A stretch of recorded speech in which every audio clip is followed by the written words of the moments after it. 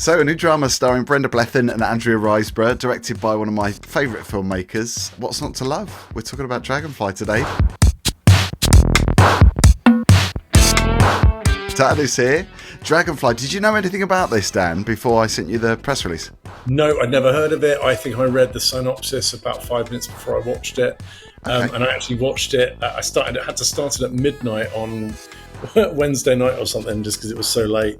But totally worth it, which we'll get into. Yeah, I think that's the best time to watch this film, actually, because we watched it in the afternoon, and even then I thought, wow, this is dark. But it was obviously not dark outside, but on the screen it was. So It's written and directed by Paul Andrew Williams, who I think is such a brilliant filmmaker. Are you familiar with him? He's done Cherry Tree Lane, The Cottage, London to Brighton. Yeah, you've mentioned that a few times now, right? And I've never seen any of his stuff. As far as I can remember, I looked at the list of films, but definitely someone I want to go and seek out off the back of this.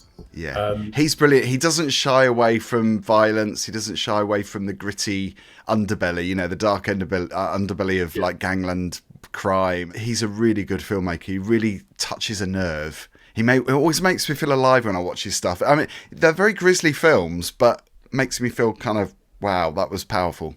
Yeah, I mean, the phrase is, this got under my skin, I think is what I would say. Like, I woke up morning after watching it thinking about it, and it was still in my head. And even watching it, like, even the first two-thirds of it, there's not a lot really happening in terms of like the story. Obviously, it escalates quite a lot in the third act, but it's got a real like heaviness to it. It's got ominous. It feels ominous. Like that first half, you know that something bad is going to happen. Yeah, but there's also a bit of an odd warmth to it as well. Like you really do. I really felt for both the two female lead characters in their own ways, not really knowing, particularly with the Colleen character, what was going on there. So this film is written and directed by Paul Andrew Williams, who wrote the script during the COVID pandemic. And I think the film was designed to be shot during COVID. Brenda Blethyn stars, who we know and have loved in Mitely films, Secrets and Lies, Girls' Night with Julie Walters. Have you seen Girls' Night? It's such a great film. I haven't. No, I haven't. I remember Brenda Blethyn used to be in a sitcom on ITV in the 90s, and I've completely forgot the name of it now. I had Josie Lawrence in it, and it was two couples. I'll have to think of it, but I mean, she's been around for years now. She's great. It was quite bracing actually seeing how much she'd aged. I haven't seen her in something for a long time, and I think she's just finished Vera, hasn't she? She's not retired. She has, yeah. I think she was doing that for a while, wasn't she? Like 10 years or something, and I think she's just stepped away from it.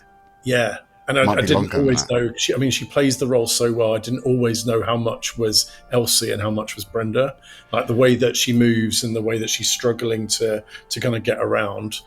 I don't know. I mean, she's only 79, so I feel like she was aged up a little bit. I think she was. The physicality of it, the way she kind of holds herself up by using kitchen surfaces, and it was so believable. Yeah. And just kind of pulled you in straight away to like, oh, I know where this woman's at in her life. Like, she basically has my nan's life, right? Like my grandma's. Oh my God. And Brenda Blethyn as well, because she's such a national treasure. People love her so much. And they've loved her characters, that she's portrayed. And she's a very diverse actress because she's played a lot of roles, very different roles. I mean, a lot of roles we're familiar with that are like Secrets and Lies, very suburban kind of, the woman that we all know in our families, our nan or our mum, the people that we're close to. Yeah. They sit in their chair and they do I think both of my nans literally have the radio and the TV, and that's their only like link to the outside world. And there was part of me that was like, oh, I wish they had a Colleen in their life. Like, don't know how true that is by the end of the film. I know. Well, Colleen's played by Andrea Riseborough, who I saw in Good Boy at the London Film Festival recently, a thriller with Stephen Graham. She was brilliant in that. She's also been in the horror Possessor. Have you seen Possessor? Yes, that's right. I have seen Possessor. And The Grudge. She was in The Grudge too. I just think she's such because again, I knew she was in it, but I had to look up that that's who she was, because she's like a chameleon. Like, she's a bit like Tilda Swinton. You can just put like a face on her or a character and she just completely takes it over. Yeah, she's amazing. I thought she was so good at this. And so convincing as well. If you've seen the trailer for this film, though, you might instantly think this is creepy as hell. I mean, it kind of comes across as more of a horror film. I suppose it has those elements, but it's more, I suppose, quite a poignant drama. I mean, it's something definitely you think about, and you mentioned that you woke up the next day and were still thinking about it. I was as well. Yeah. The subject matter, you think, I guess could be quite triggering if you've got elderly relatives or maybe people that live on their own. I mean, it really took a turn, but I think you obviously don't get often in, because I wouldn't say this is a horror movie, but it definitely has horror elements. Horror films don't always build up that much payoff. So for you to get to a point with the end where actually it's really sad and really affecting because you've spent, quite a complex first hour with these people. And it is complex. I don't think this film ever did what I thought it was going to do. There were a number of story beats where I'm like, I know what's going to happen now. And it didn't, particularly with Colleen's motivations. And I just thought there are film motivations and then there are real life motivations. And the real life motivations are far more complex. I thought it was very unexpected, and it did flip my expectations, where the film I thought was going. But let's talk about the story, because Brenda Blethyn plays Elsie, who's a neglected pensioner. She's her husband's died, I think, maybe 10 years ago. Like 13 years ago, I said. Right, yeah. And she's living on her own. She finds an unexpected ally in her next door neighbour, who I think has been living there for 3 years. That's Colleen, that's Andrea Riseborough. Over time, Elsie gains a friend through Colleen, and the troubled Colleen finds a fresh purpose in life, because we see Colleen putting on makeup. She's watching makeup tutorials. She kind of wants to make her life better, I think.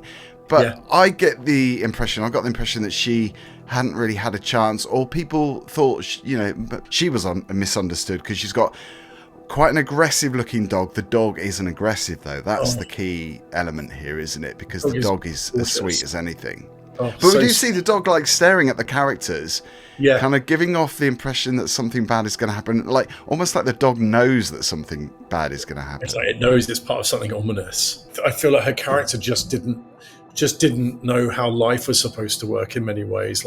Hadn't obviously, part of the storyline is she's been raised in foster care, abandoned as a kid, and it's kind of then really never had anyone.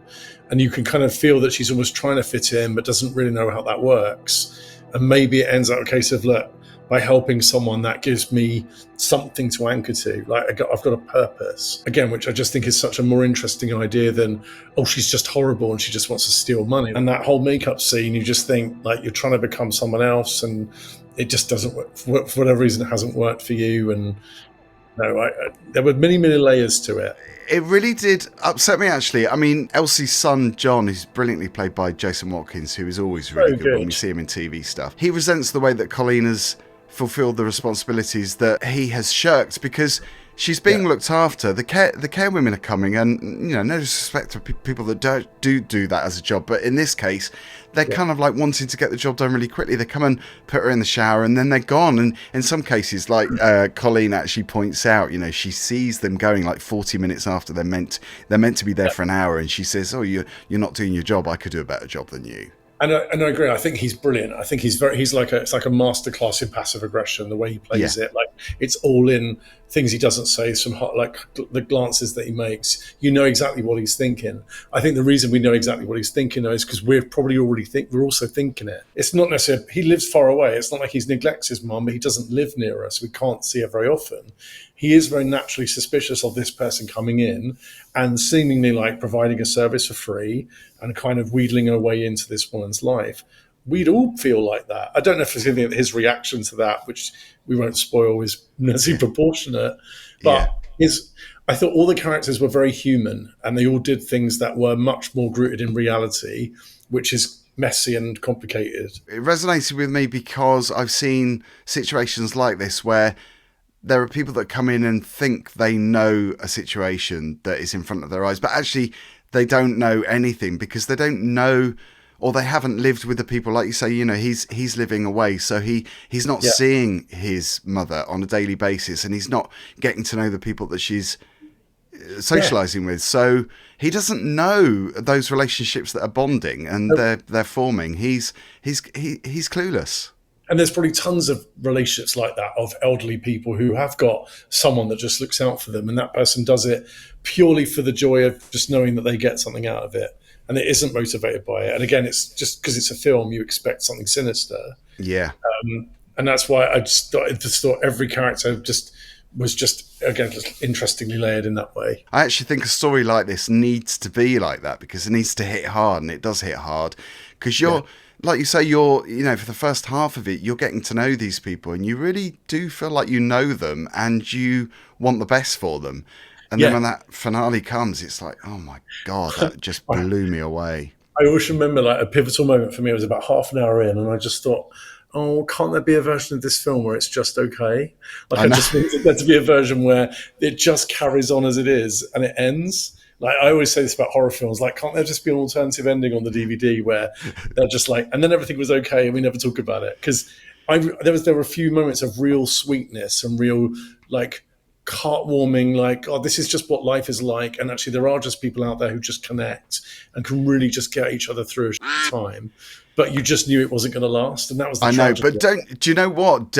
I think it's a sign that this film is doing its job, because when the dark stuff comes, it makes the brightness more important. It makes those qualities more important, because you understand why it's so tragic. You understand, the repercussions of things. I thought the actual end scene was like, holy shit. Like, it really just, like, I was sat there at 1:30 in the morning and I was like, oh, like, it really kind of was like a real kick to the guts. I know. And when you think about it, there are three major things that that really do punch you in the gut. Because it's like, when the first thing happened, I just thought, I kind of expected this to happen. And that really upset me.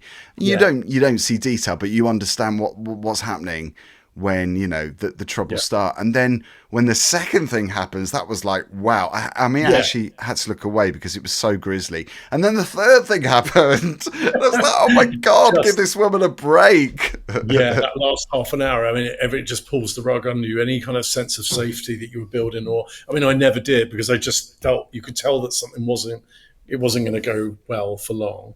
Yeah. But there was a sweet spot where you're like, oh, this is actually really lovely. So yeah, I have only good things to say. I thought it was really good. Yeah, absolutely. I agree. And I think it ticks so many boxes because like I said, I love the director. I love the story. Thought the acting was superb. The cast were just perfect. Like, I don't know who chose the cast. I don't know whether it was Paul Andrew Williams or whether, there was a casting person, involved in picking. But I would imagine he probably did rate those people that he's featured. Yeah. I mean, imagine getting those. I mean, those two in particular, I thought he was really good as well. But to get Andrea and Brenda as your double act, that can't fail, right? And if you've got a good script, they must have obviously read it and thought, look, this is a really cheap film, but I need to do it. It's a dream team, isn't it? Yeah, I mean, she's on the up, right? Andrea Riseborough's been doing like a lot of really more big budget stuff. It's one of my favourite films of the year, actually, because of the impact that it's had. I think it will probably grow for me. I think the more I think about it, the more I like it and the more I want to go back to it. Yeah. How many stars are you going to give it? I'm going to give it 4 on the basis that I gave it 3.5, actually, when I first saw it. I was like, yeah, it's about 7. That could creep up even more. I don't know. I think, but yeah, I thought it was great. It's a 4 out of 5. So the stars that you've taken away, is that just because of the mood? Because it didn't make you feel that fabulous? No, I think initially it was just like, wow, it just blindsided me a little bit and I wasn't sure how to rate it. I think the more I think about it, it's one of those films that needs to sit with you for a while and the emotions to seep in a bit, because the fact that I'm still thinking about those characters and I remember their names still, that's very rare with a film. And like, I don't care what they were called by this point. Yeah, it does stay with you. I'm definitely giving it a strong 4. And I think about something like Weapons, which is so like multi-layered. That was probably one of my 5s for the year, but it's just so nicely plotted and so well acted. I don't know. I'll have a think about it. I don't even know if I'll include this as a horror end of year wrap up, because it's not really, but it sort of feels like it should sit in there. So it's Dragonfly. So it's out in cinemas this weekend, actually, 7th of November. Yeah. If you're going to check it out, let us know in the comments, and do check out Nancy Boys, which is Dan's fabulous horror channel with lots of juicy stuff on there and lots of location shoots. I haven't done a review for a while, so I probably need to go and do some stuff. I've seen Begonia tomorrow, so that will probably be something to pick up. I enjoyed that. I thought that was great. The reason why you're not doing much over there is because you're doing lots of stuff over here. I know, it's so much easier. It's nice to have someone to chat to. So, yeah, I'm more than happy to split my time.